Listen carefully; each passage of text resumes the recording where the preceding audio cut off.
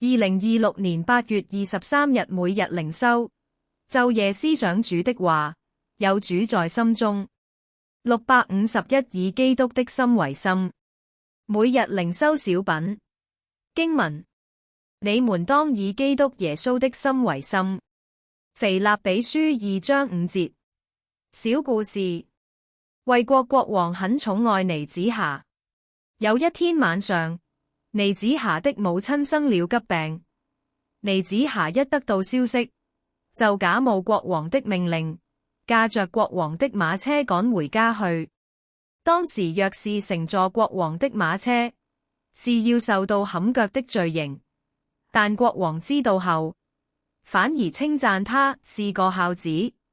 為了急着去看母親的病，竟然忘記了自己會受罰。過幾天，尼紫霞陪國王在果園裏散步。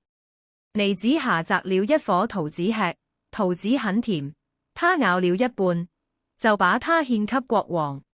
國王說：你對我太好了，吃到好吃的東西，自己也捨不得吃。後來，尼紫霞失寵了，國王就罵他說：尼紫霞這家伙，膽大妄為，竟敢偷乘我的馬車，又把咬了一半的桃子給我吃，太胡作非為了。默想：愛他時說他是好人，憎恨他時說他是壞人，這何嘗不是每個人的通病嗎？陽光照好人也照歹人，降雨給義人也給不義的人。試着用基督的心和眼去看周遭的人和事，你會產生更大的接納之心。禱告：愛我們的天父上帝，我們原來就是自私的人，常常按照自己的心意和愛好行事，很多時候會傷害了別人，破壞了彼此的關係。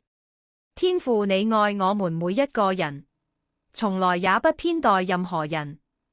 你也希望我們能夠彼此相愛，求你保守我們的心思意念，以基督的心為心，有謙卑善良和廣闊的心胸，不要單顧自己的事，也能夠與人同心合力，彼此服侍，得你的喜悅。禱告是奉主耶穌基督的名，阿門。